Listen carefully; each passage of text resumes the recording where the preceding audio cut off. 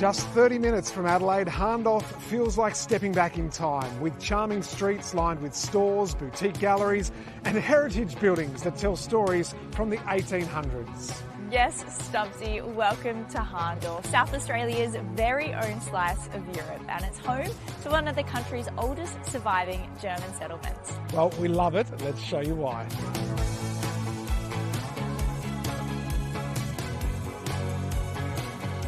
Well, what a fitting start to our tour of Harndorf. Right here, the German village shop. It's been here since 1989. There is something for everyone, no doubt about that. The cuckoo clocks are here. You've got the Christmas decorations, you've got the beer steins, you've got gifts for young and old alike, that's for sure. What are you going with? I'm going for the cuckoo clocks. They look like a lot of fun. I'm going the stein, the biggest one that they've got on offer. Well, without doubt, this region is home to some of the best arts and crafts on offer, and our favourite, certainly the Harndorf leathersmith. The guys are hard at work behind us, and they can build you pretty much anything that you want in leather. Speaking of, they have done up some personalised key rings for us with the ARC logo that we're going to take back to the boss later. I think you'll be pretty impressed with those. Speaking of the boss, one even made just for Toby Price. So Toby will get that to you if it doesn't go in the back pocket, that's for sure. But we've had gifts and everything that you can see German, but this place, dinky die as Aussie as it comes.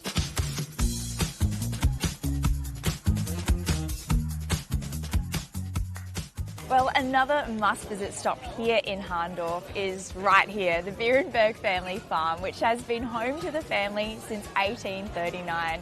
Now, their first batch of strawberry jam was made in 1971, and that was the start of Beerenberg as we know it today. And it's certainly a tradition that continues, at least in my house. I know that the kids every morning, the strawberry jam is on the toast. What about you?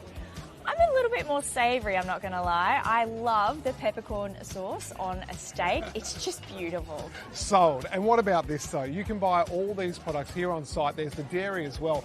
But the heartbeat is this cafe, and you can see why. This is the waffle with pecan pie. There's the chocolate fairy floss.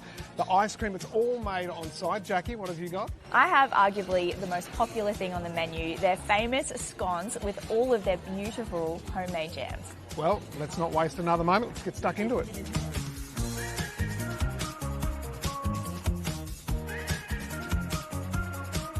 So as we've seen, this region is home to some of the best produce in Australia, no doubt about that. So to celebrate a day of rally watching or just sightseeing, the place to be right here at the Prancing Pony Brewery, or Prancing Pony Brewery, depending on which part of the country you come from. They got the lot. You're not wrong, Stubbsy. As you can see, not only do they have delicious food, amazing craft beers, my personal favourite, they're actually a cellar door for Emmeline wines. And fun fact, this is going to be on the podium this weekend. Well, there you go. Speaking of celebrations, this beer, the India Red Ale, actually won the best beer in the world in 2016 at an International Beer Challenge in London. It is so good. And on that note, Prost.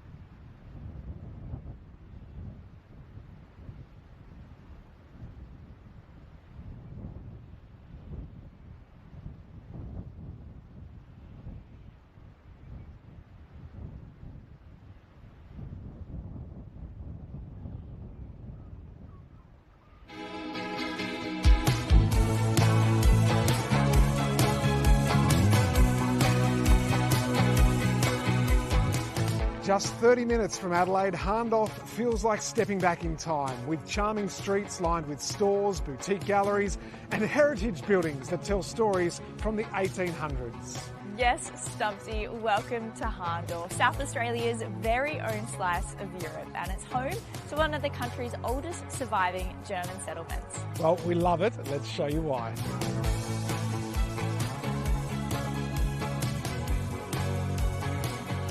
Well, what a fitting start to our tour of Hahndorf.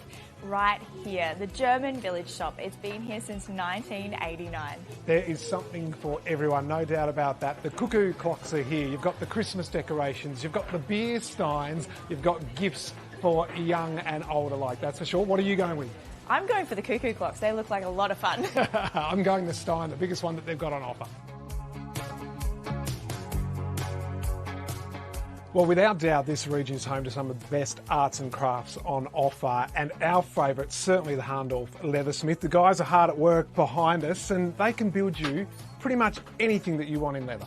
Speaking of, they have done up some personalised key rings for us with the ARC logo that we're going to take back to the boss later. I think you'll be pretty impressed with those. Speaking of the boss, one even made just for Toby Price. So Toby will get that to you if it doesn't go in the back pocket, that's for sure. But we've had gifts and everything that you can see German, but this place, dinky die as Aussie as it comes.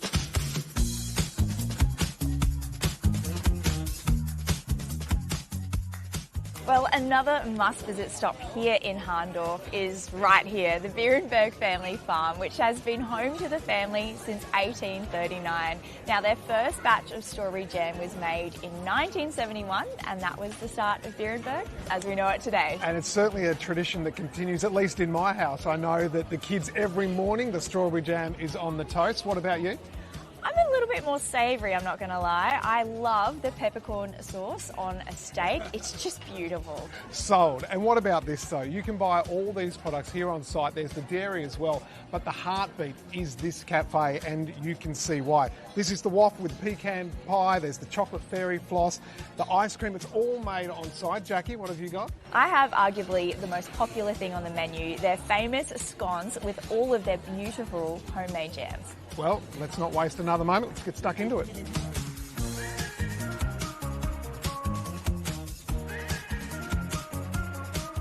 So as we've seen, this region is home to some of the best produce in Australia, no doubt about that. So to celebrate a day of rally watching or just sightseeing, the place to be right here at the Prancing Pony Brewery, or Prancing Pony Brewery, depending on which part of the country you come from. They got the lot. You're not wrong, Stubbsy. As you can see, not only do they have delicious food, amazing craft beers, my personal favourite, they're actually a cellar door for Emmeline wines. And fun fact, this is going to be on the podium this weekend. Well, there you go. Speaking of celebrations, this beer, the India Red Ale, actually won the best beer in the world in 2016 at an International Beer Challenge in London. It is so good. And on that note, Prost.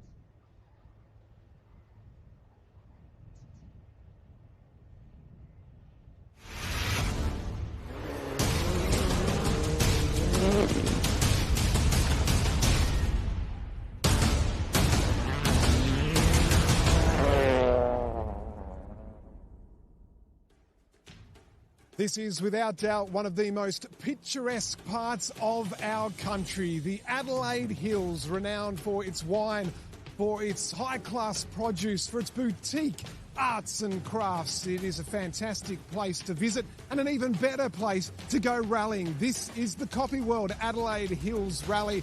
This is round 5 of 6 for the E-Road Australian Rally Championship. We're at Charligate, stage 3, a 10-kilometre stage this morning. After this, the cars will head into service at Galvanise Insurance Rally Central. Chris Stubbs with you alongside me is the voice of rallying in Australia, Dean Herridge. Welcome to you, Dino. Very different here, these roads behind us, compared to where we were previously for an enduro round at Gippsland. This one, a sprint. As you'd expect from the Australian Championship, very different, high-speed roads, shire roads, and the weather is sensational to go rallying. That's it, 28 degrees we're expecting, so a cool start to the day, but how much of an impact will that play in tyres perhaps later this afternoon? 30 degrees tomorrow. That's what they talked about, because these are, these roads are really hard packed. It does play an impact on tyres, but the teams absolutely love the commitment required to master these roads. That's it. So thank you for your patience. There was a slight delay to proceedings here this morning, so thank you for waiting to join us. It's going to be worth the wait, that's for sure. This is what's on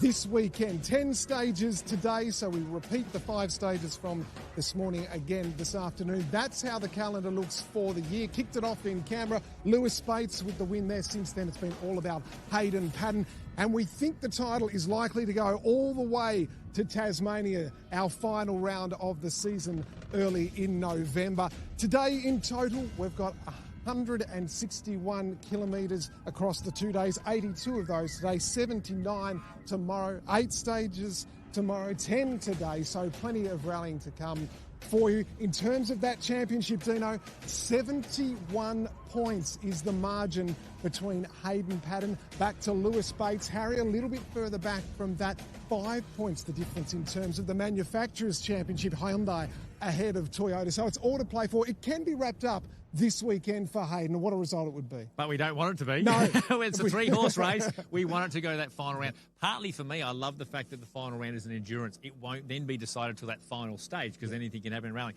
Still, we've got those stages. To me, the South Australian roads, short, sharp. You see, there's 17 stages, not a lot of kilometres in regards to competitive Ks, but they're short and sharp. You have to be on it. You have to be able to switch on and off quite quickly to make these times work. And already, we've obviously done a couple of stages this morning, and Harry is on it. He actually takes the lead into here, just in front of Hayden. Lewis a little bit further back in that 3-way fight. That's it. Hayden last night was very clear to us at the MSS Safety Rally Show that it's about winning heats, whereas conversely, Hayden saying, well, this just reminds him of home. It's the most Kiwi style of rallying that we'll see this year. Why is that, Dino? Well, the New Zealand roads are known to be coveted in regards to driver's road, the free-flowing aspect to them. This is our version of New Zealand, although more hard-packed than the Kiwi roads, a little bit in regards to, in my mind, Kiwi roads are a little bit more camber on them, etc. When I say shire roads, it's because they're hard-packed. They're used every day by people. They're well-maintained by the shires, by the local governments and things. And you can even see from this drone shot, high-speed, hard-packed. That has a challenge in itself, particularly in regards to tyres, like you spoke about, rolling on that, how much you need to lean on them and things. But very spectacular and maximum commitment from our, in regards to our series. These are the high commitment roads. So this is our defending champion, Harry Bates. He's underway the Bosch Motorsport ballot last night. He drew the number 1, and it's worked well for him. He's been good so far today. Yeah, good. And like from the get-go, he wasn't at one with the car. Lots of conversations. Even if you watch their little mini doco that they do, it's me. I don't know. I'm not at one with the car. That doesn't normally happen. I could see by the first stage, Hayden won that, but only by less than a second. Then he bounced back. Let's see what he says to Jackie, who's going to obviously have a chat to him at the end of this stage on exactly how he's gone through there. That'll give us an indication on exactly how he's going with it all. So.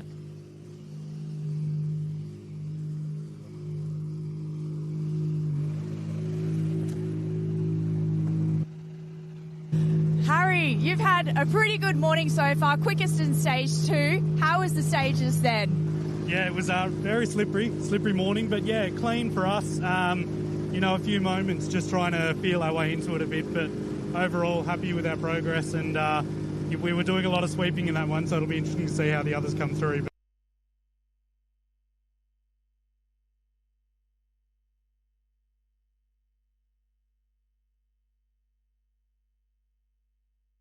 What are you hoping to achieve? Yeah, I mean, if you look, we're already in the fight on the pace. So that's really has to be the goal today, to stay in the fight, make sure we're sort of level pegging with Hayden and see if we can get one over him today. You were saying you struggled with your rhythm at the last round. Is it fair to say you've found your rhythm already? Yeah, definitely feeling much better here. I think the roads here suit me despite the sort of lack of wins here over the years. I still like this rally, and yeah, hopefully we can keep this rhythm up. Well, great job. Good luck for the rest of it. So Hayden Patton now in our shot. Thank you to Jackie and to Harry there. Harry saying it's quite slippery, so Hayden well versed in these sorts of conditions. Well, and so's Harry, but I think even last night, these roads we didn't expect it to be a big impact. I suspect when we do our second pass, that'll go away a little bit. So Harry probably telling us, I wouldn't be surprised if they get a little bit on me here, a little bit more road speed than he was expecting, and probably different to stages 1 and 2. But you can see he's a bit more confident in that sort of thing. So he's talking it down because Lewis has won the last 3. Remembering last year when he came here, his R5 car was in Japan. He was in the AP4 car, so maybe potentially not the exact same fair fight. We've got some times through here. So he's correct. Going into this, Hayden on the stage time, 2.1 in front of Harry, which will skip him into the lead by only 1.4. So after 3 stages, we've got Hayden Patton up in the rally by 1.4 seconds. Hayden, there's a really good battle out there this morning between you and Harry. How has your morning been? Not good. We've got a bit of a turbo problem at the moment, so yeah, we're down on power, down on throttle response, which is not helping. So hopefully we're going to fix now at service and we should be okay. Well, that's a bit of a game changer for you then. I was going to ask you, you were saying earlier that you feel familiar with these roads. It's similar to New Zealand. How are you going with the control tyre on these stages? Yeah, like the tyre's quite soft, so when you're coming up to the junctions and you're braking hard, you got to brake a lot earlier than that you would normally would. So very nice stages. The first time through, definitely exploring them a lot, and the pace notes, if anything, are probably a little bit on the too slow side, so we can adjust that for the second time. Well, thanks for that. Good luck. So a little bit to take away from that interview, the turbo problem, and also his thoughts on the tyre. That's worrying signs for the rest of the field, isn't it? When you've got that going on, I'm not happy, but I'm still leading the rally. But look, they have to sort that out. But that's what he's been so good at. Like if he's not real sure, he's got issues, he's still in the game, and that's how you win championships. That's why he's a champion. 2 times European, multiple times New Zealand. He knows how to win rallies. He knows how to win championships. More importantly. So, but that's good. Harry's got a pep in his step. He just has to keep doing what he does. Let Hayden sort out his own problems. If they continue on, who knows whether it's going to be an easy fix or not back at Galvanised Insurance Rally Central. This has been a playground for Lewis Bates. He's won the last 3 Adelaide Hills rallies. Why? Is it something about the style that suits his approach? I think it must be because you would think, I feel like Lewis is more of a confidence driver. I feel like it's a consistent surface that he must like. Bit like myself, I was quite good in New Zealand, and I think it was a consistency of the surface under you that the car didn't do tricky things. When the car bounces around or it's really slippery, it can be inconsistent. I feel like the consistent roads of South Australia is why I think he's always been quite strong. It looks like it may have had an issue. I'm interested to let Jackie have a chat to him and see what happened in the stage 1. His stage 2 was better, stage 3 not bad. Hey Lewis, you had a very impressive stage 2. You must be really happy with that one. But can you tell us what happened on stage 1 out there? I think the others caught us half asleep. Had a shocking stage. Not really sure what I was doing, but luckily we reset for stage 2. Well, stage 3, can you tell us about what you've just done, and is the sweeping factor helping you, do you think? Stage 3 is fast. It's a 10k stage and we did it in under 5 minutes, so it's flat out, and if you're brave you can make up a lot of time in there. And how are you feeling in the car today? Yeah, feeling's good. Apart from stage 1, the feeling's quite good, so we'll keep putting the pressure on. Well, good luck. Thanks for that. So just picking your brain there, Dino, in terms of the average speed. You were quick on the maths, around between 120 and 130 average for this stage alone. That's moving. That's moving indeed, and that is on the high end. You're particularly, that's part of the road surface, the grip they have, the speed you can hold in the corner, the width of the road. Like what we're seeing on our camera shots here, you can sort of see quite wide, 2 or 3 cars width, because they're roads that you've got to be able to pass people on. Their road, road traffic goes on these particular roads. So from that point of view, quick. Interesting that he just got caught napping at the front of it. I said there's lots of mini stages. You have to switch on, switch off a lot in this rally. Different to getting a groove on, doing 5 or 6 key stages over 100 k's of a heat. This is 10, 7. So, when you're driving mentally, you have to be able to, like I said, drive, relax when you can, go to the service, come back out and be right on it from the first kilometre. He will rue that first stage for the whole day. It's really, with the class of Harry and Hayden, you don't get that back. He literally caught napping, as he said. And like you said, in terms of being a confidence driver, when you're fighting for the title and 71 points back, you've got to be on your game against a guy like Hayden all day long. But it sounds like he's managed to minimise the damage in terms of the timesheet. So that's good news. Alex Rullo, 9.3 off the pace. So, and overall, he had a bit of a spin apparently at the end of stage 2. We got reported in. So he's at the moment 26.5 off the lead. I think he's in a good battle with Hoy at the moment. Obviously, we'll wait for Clayton to come through shortly. Let's go to Alex. Alex, I'm interested to know how your morning's been. You had a really good stage 1, third fastest. Stage 2, can you tell us what happened? Yeah, just had a little bit of a stall at one of the slower corners there. So, yeah, unfortunately dropped a bit of time, and that's not something you can really do at this rally. So, yeah, we'll keep pressing on. That stage was okay through there. So, yeah, a couple of tweaks we want to make to the car, and, yeah, we'll get back out there. But, yeah, stages are awesome. I'm interested to know, what are you hoping to achieve this weekend then?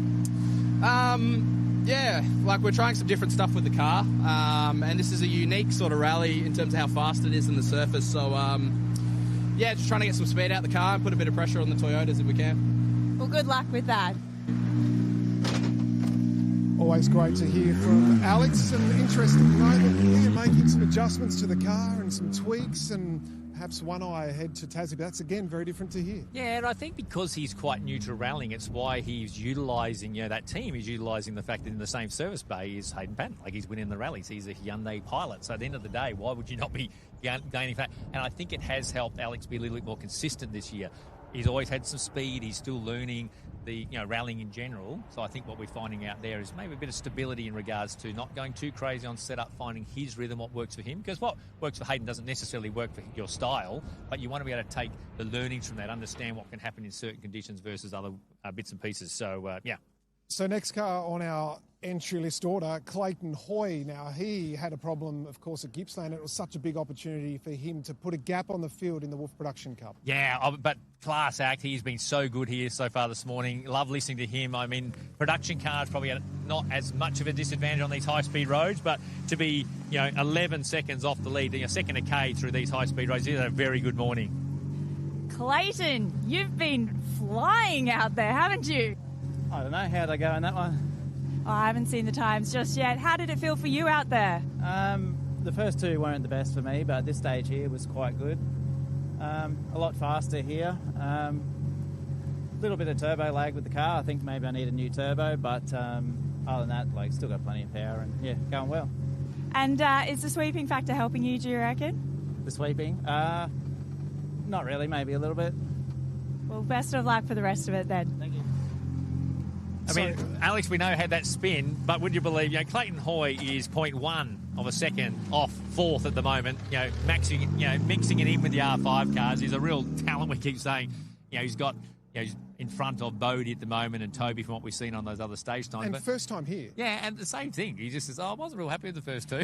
I'm like, geez, you wouldn't be liking that as a competitor when you're looking at your stage times going, wow, he's got half a second a kilometre on me, and then he's not real happy with the first two. But just unassuming. I mean, look at the way he answers the question. How'd I go in there? Just like he's literally driving the hills of Adelaide to call them the wineries and things. But here we are, putting out some bloody great stage times. So. He is relaxed, and a few turbo gremlins creeping in through the field. We'll keep you up to date with that. I wonder on that stuff, it's a feel thing because it's so fast. You're in a high gear a lot of the time. So sometimes when you come off the throttle and back on, the car can feel a little bit doughy from that point of view. Whether there's an issue or not, I don't honestly know. Obviously not behind the wheel, and you've got some experienced punters there. But sometimes, speaking of, yeah, well, exactly. Peter Rullo going through here on board the Skoda. Obviously, we haven't got the car fixed. I think we might have a new shell coming for the Hyundai after that big accident in Queensland. He does run this Skoda from time to time, particularly in the state championship. He'll run that regularly in the West Australian Championship, where he wins rounds of that series. And ironically, because of an issue with parts and a few things last year, in this rally last year, he drove the Skoda. So, looked like a solid morning from what we could see so far. And I think the Rullos tend to do a few tarmac events around Adelaide. I said, have you got a home here or something, mate? You tend to rock up and enjoy doing these Adelaide. And Alex already said that, really enjoying the stages. I suspect Peter's doing the same, although I would think take a little bit of time to be fully up to speed and confident, particularly after that, coming off that big crash in Queensland. So.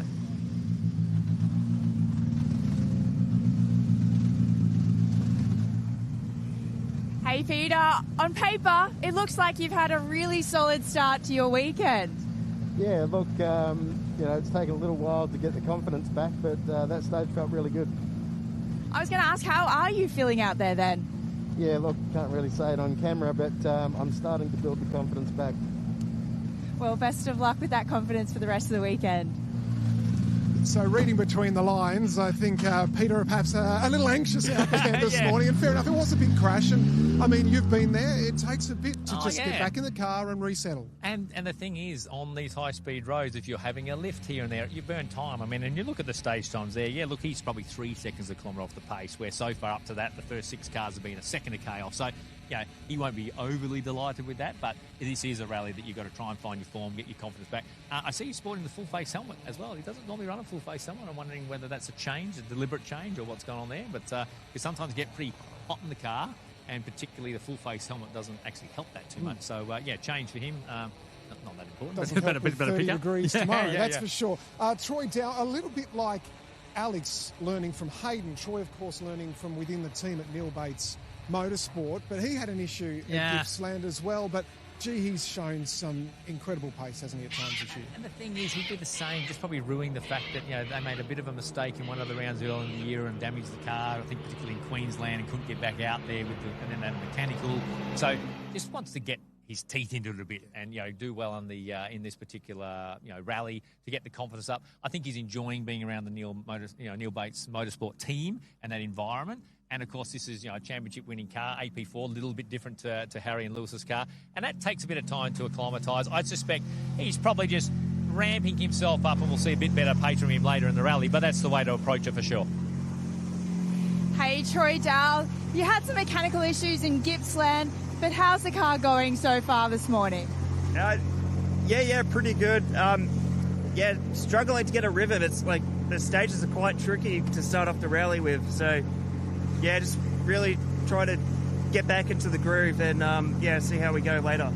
Are you hoping just for a trouble-free weekend then? Just find that rhythm and get through?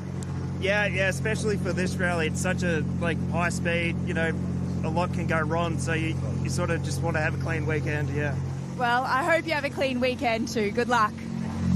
And just picking up on the point from Troy, stage 1, I got told, a bit out of rhythm to the rest of the morning, so maybe that's what caught Lewis out. So he's saying, a little bit tricky to start the rally. Stage 1 particularly, I think, was different to what we expected. It's the first time they've run that stage for many, many years, etc. So that can catch you off guard. You get used to stage 1 and then you bounce into stage 2, which the rhythm changes, and then we've got this big high-speed 10K stage, so that's a change as well.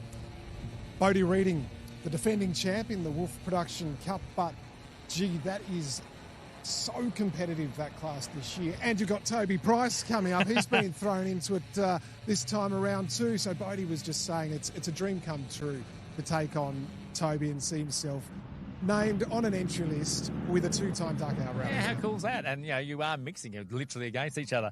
Bodie got him in the first one. I think Toby fought back on the next. Coming into this stage, there was only 5.7 seconds between those two. So I'd reckon Clayton skipped ahead a little bit. I'll be interested to see what Bodie's approach is. I reckon he'd be definitely keeping an eye on his mirrors at the moment. That'll be a good battle to watch between these guys. Similar, Bodie's got an older version WRX. You look at Toby's an Evo 9, slightly newer model and things, but we know Bodie can definitely punt along very well. Hey Bodie, you had a great round in Gippsland. Obviously that's given you a bit of confidence, but Clayton's got a bit of pace this weekend. How are you finding it out there? It's hard in this old car. It's just this is Evo country, unfortunately. Just all the big straights, and we lack a lot of top speed. So on a lot of the quicker stages, they'll probably get us by a fair bit. But we'll just keep battling on, see what we can do. Battling or? Battling in my eyes, yeah. Well, it doesn't look like it on the timesheets for us. Good luck out there. Yeah, thanks. Bodie, his own harshest critic, isn't he? And that maybe is why he's so successful. Interesting, his explanation there about this being Evo country. Yeah, a little bit. I mean, I guess out of the whole Subaru-Mitsubishi battle throughout its time, and particularly when you look at production, it was probably a known thing that the Evos probably have a little bit more power. The Subaru's probably handle a little better. So you'd think in trickier conditions, when it's a bit twisty and stuff like that, the Subarus probably have a bit of a leg up. And, you know, in outright pace, the Evos have probably got a little bit on the Subaru. So, but the thing is, what's smart about him now is he's playing to his strengths in regards to, well, I'm not going to overdo it. I'll play a strong game, not make mistakes, and we'll see how these guys cope with it or not. So Toby Price, WRX Challenge is what we've seen him competing in earlier in this year's E-Road Australian Rally Championship. This time around, though, he's in the Wolf Production Cup, so he's in the Evo, and his eyes were like dinner plates, I think it's fair to say. Earlier today he was talking about the challenge, the speed, and it seems like he has in fact had a problem. Yeah, looks all in there, so that's a bit of a drama. We're just obviously hearing those reports in, and they'll probably send some people through to have a check that out. But yeah, been doing WRX Challenge, and this is a car that he has driven a little bit in state championship rallies. So what's the difference in terms of moving from the WRX Challenge to this car? Different in its power delivery? Yeah, because it's got a little bit more modification in regards to what you can do, active diffs. Obviously, the Challenge is a controlled category in regards to being limited in what you can do. All the cars are identical. This has got a little bit more power, sequential gearbox, like I said, active diff, so it's a little bit more competitive from that point of view.